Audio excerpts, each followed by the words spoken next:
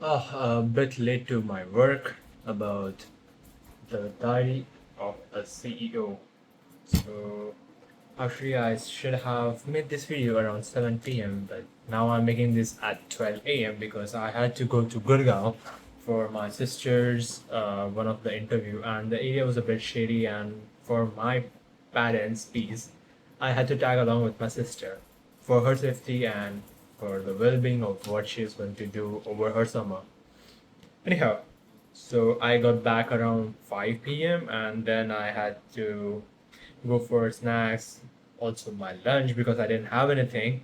I had a bit of an heavy breakfast as usual, and then the rest of the day just went by. And then I did my DSA around 9 p.m. and completed around 11. And now I was just chilling a bit. Now I was like, before clocking off the day, I should get through my routine from 7 to 8, which was not fulfilled because I was out the host day. I should still stick to what I had started. Because if you go into it, you absolutely get to the end of it as well. So, we discuss law number one and two. Just for a recap, what does law number one say? Fill your five buckets in the right order and you will succeed. What do you say that? Your knowledge, your skills, your network, your resource, your reputation. What that basically means is knowledge and skills. Build those perfectly so that you can do really well over future. You don't have to worry about anything else that goes wrong, or you can just be so self-independent that you can tackle anything around this world. That's what it literally says. And then law number two, to master you must create an obligation to teach it. Literally what I'm doing right now. Putting myself out there, teaching you and getting through my Feynman technique, explaining every single concept that I read throughout the day, and through my I don't know DSA website, YouTube channel, I will be teaching you guys DSA, which is really very important for me as a student. Now, law number three, you must never disagree.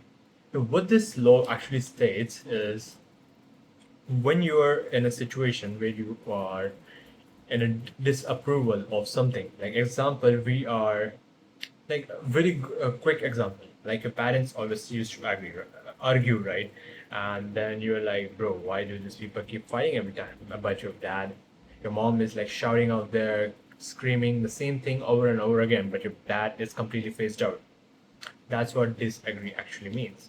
What it actually means is you, in order to understand someone, in order to work with someone, you don't disagree to them. You understand them, you listen to them, you you get a gist of what they want to say.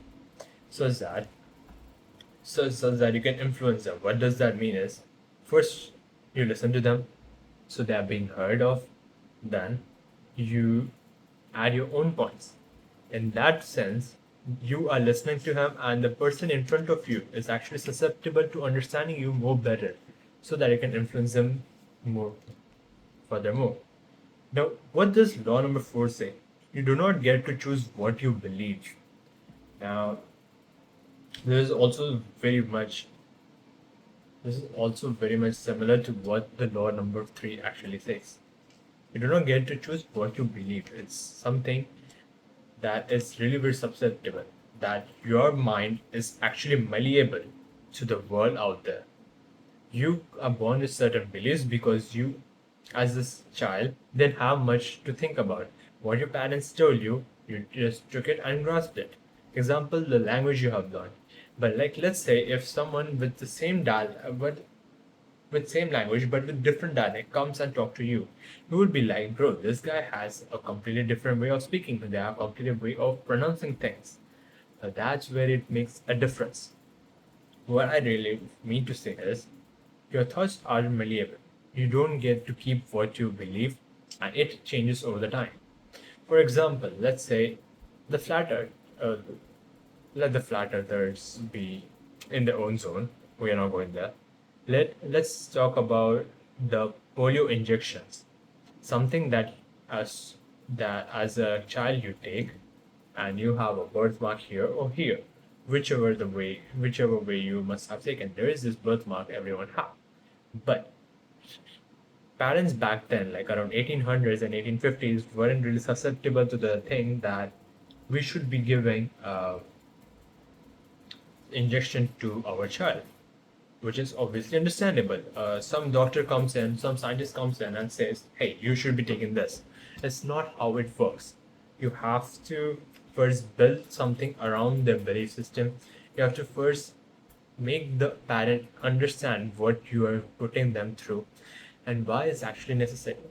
For that to work, you have to build something around their belief systems. You have to bring this thing to their understanding and telling them that how this will benefit them over the long run.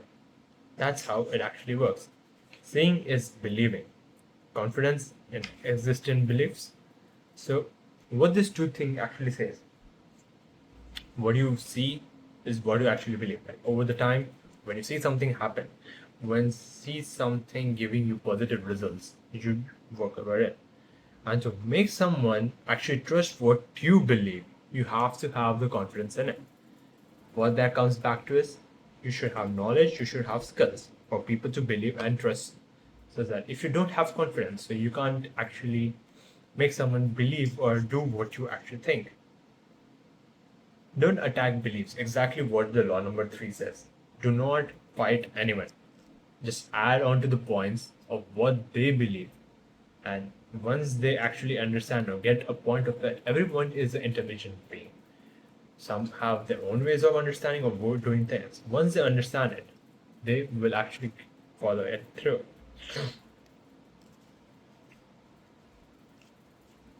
Detailed self-review can reduce any belief actually. Like, let's say if a person in front of me does not have much of an idea of how things work, but if I were to go to him and patiently explain him certain things in very much depth, like what went wrong, what you must have done wrong, and what are the things that you should be taken care of in the future. That is a learning experience to actually follow through. The growth zone is where new evidence exists. Obviously, what it literally means. Do the thing you fear and keep on doing it. That is the quickest and surest way you discover and conquer your fear. Exactly what it means. The law you do not get to choose is what you believe. So, exactly.